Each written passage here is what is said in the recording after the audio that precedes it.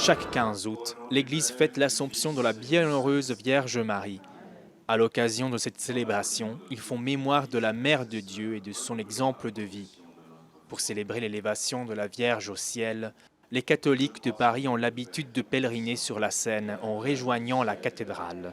Mais cette année, tout est un peu différent. Cette procession avait toujours lieu depuis Notre-Dame. On allait sur l'île Saint-Louis, sur l'île de la Cité, on revenait à Notre-Dame. Là, il a fallu déplacer. Les grandes célébrations qui avaient lieu à Notre-Dame ont lieu à Saint-Sulpice et les célébrations, ordinaires auront lieu à Saint-Germain-l'Auxerrois.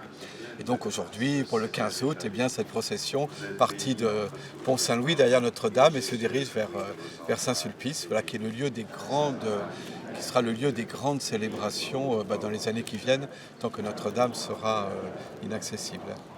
La procession commence alors que la foule se fait de plus en plus nombreuse. Des pèlerins, des touristes et des curieux. Chacun a des intentions de prière particulières.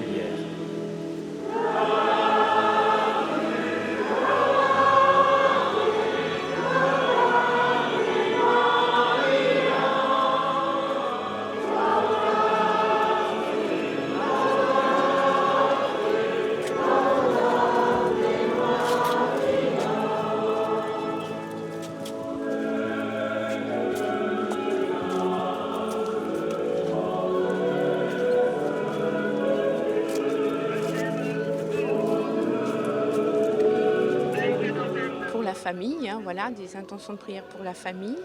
Et puis cette année c'est un peu particulier quand on voit l'état de Notre-Dame. Voilà, ça sera aussi pour une restauration rapide et dans le meilleur des cas possibles. Oui, voilà. j'ai toujours pensé que la France était sous la protection de la Sainte Vierge et que, bien sûr, dans l'époque actuelle et dans tous les problèmes de civilisation, de société qu'on connaît, nous avons en particulier besoin de cette protection.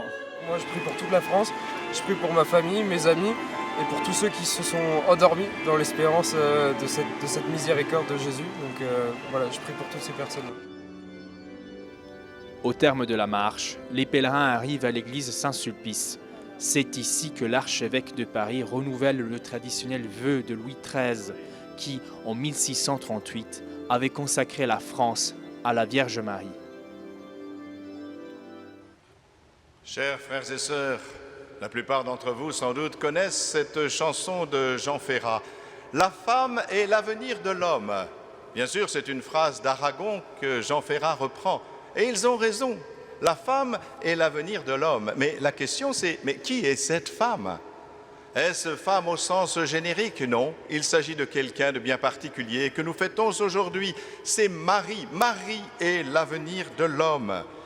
Car en réalité, ce que nous fêtons aujourd'hui, c'est celle qui nous ouvre les portes du ciel. Certes, nous connaissons Ève. Ève, c'est la mère des vivants, nous dit la Bible, c'est-à-dire la mère de chacun d'entre nous qui nous donne la vie.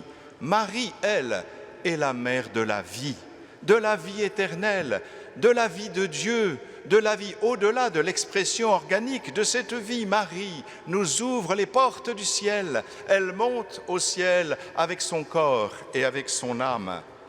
En la fêtant aujourd'hui, Marie, nous fêtons notre avenir, car nous aussi, nous irons au ciel avec notre corps et avec notre âme.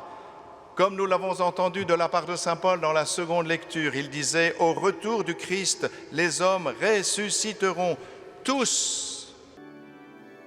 Marie a déjà part à la gloire de Dieu avec tout son corps. La regarder donne du courage, la prier donne de la force, la suivre donne de l'espérance.